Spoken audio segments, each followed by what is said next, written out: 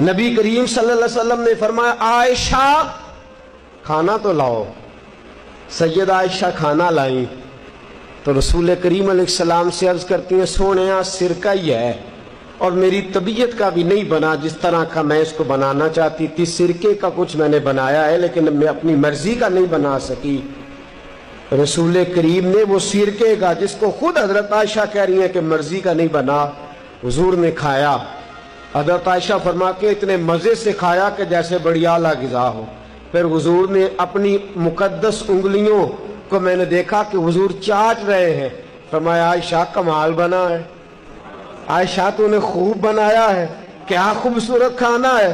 حضرت عائشہ فرماتی ہیں کبھی میں نے کھانا بنایا ہو، کبھی ایسا نہیں ہوا کہ میرے رسول نے میرے کھانے میں عیب نکالا ہو، کبھی پسند نہ ہوتا تو چھوڑ کے چلے جاتے، لیکن حضور خیال رکھتے کہ گرمی کے موسم میں باورچی خانے میں کھڑے ہو کے سارا وجود پسینے سے شرابور ہے، اس نے کھانا پکایا، حضور میرے کھانے میں عیب نہیں نکالا کرتے تھے۔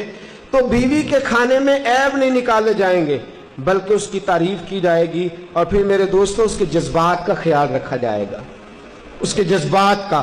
حضرت عائشہ صدیقہ رضی اللہ تعالیٰ عنہ فرماتی ہے میں چھوٹی سی تھی جب حضور کے گھر آ گئی، 15 سال عمر، کچھ لوگوں نے لکھی ہے، کچھ نے لکھا ہے 9 سال تھی۔ فرماتی ہیں میں حضور علیہ السلام کے گھر آئی تو ابھی میری عمر گڑیوں سے کھیلنے کی تھی، میں گڑیاں بھی ساتھ ہی لے آئی، میری سہیلیاں آئی ہوتی تھیں اور فرماتی ہیں میرے ساتھ کھیلا کرتی تھی۔ اللہ کے رسول تشریف لاتے، کچھ اپنا کام کرتے اور جاتی دفعہ فرماتے کہ تو کھیل لے اب میں جا رہا ہوں، اجازت دیتے۔ اور ایک بڑی عجیب روایت علامہ یوسف نبہانی نے لکھی ہے، فرماتے ہیں اللہ کے رسول گھر تشریف لائے، سیدہ عائشہ صدیقہ رضی اللہ تعالیٰ عنہ فرماتی ہیں لگتا ہے حضور جلدی میں ہے۔ نبی کریم علیہ السلام نے کچھ چیز اٹھائی، حضور جلدی سے گزرنے لگے تو فرماتی ہیں میں دروازے کے آگے یوں ہاتھ دونوں طرف پکڑ کے کھڑی ہو گئی، میں نے کہا یا رسول اللہ میں تو نہیں جانے دیتی۔ حضور مسکرائے، ناز اٹھانے لگے، فرمایا مجھے جانے دے، مجھے جلدی ہے میرا۔ کہا حضور میں نہیں آج جانے دیتی، آپ کو تو کام ہی ختم نہیں ہوتے، ہر وقت آپ باہر تشریف رکھتے ہیں، میں نہیں آج جانے دیتی۔ حضور نے فرمایا تو کام بتا، تو بات کر۔ کہا میں نہیں جانے دیتی، پہلے آپ میری بات سنیں۔ حضور نے فرمایا میں ابھی آیا چیز دیکھ کے، کہا نہیں میں آج جانے ہی نہیں دیتی۔ کوئی جلال نہیں، کوئی جلال نہیں۔ میرے محبوب پاک کے میٹھے جملے، ککھ سواد نہیں مشری اندر، اسی کھنڈا بھی چکھ ڈٹھیاں، اینا ساریاں شیواں نالوں گلاں سجن دیاں مٹھیاں۔ رسول کریم صلی اللہ تعالیٰ علیہ وآلہ وسلم نے فرمایا اچھا چل ٹھیک ہے میں نہیں جاتا، جو انتظار کرتا ہے اسے کرنے دے، بتا کیا بات ہے۔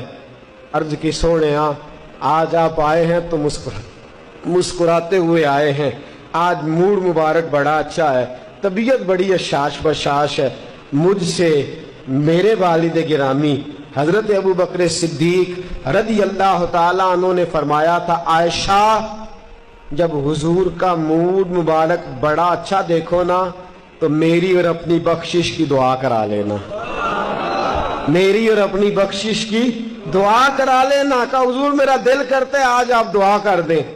حضرت عائشہ صدیقہ فرماتی ہیں میں نے کہا تو حضور چھوڑ کے سارا کچھ تشریف فرما ہوئے چٹائی پہ ہاتھ اٹھایا، کہا یا اے اللہ یہ ابو بکر کی بیٹی عائشہ ہے، یہ کہتی ہے ابو بکر نے کہا تھا دعا کرنے کو، مولا ان کی زندگی خیر والی کر دے، یا اللہ ان کی قبر منور کر دے، یا اللہ قیامت میں ان کی بے حساب بخشش کر دے۔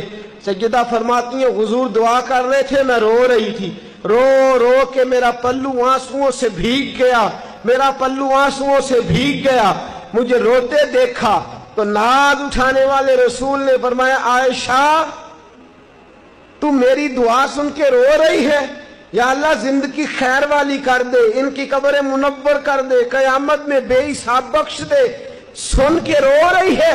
فرمایا تو ایک بار سن کے رو رہی ہے، میں اپنے ہر امتی کے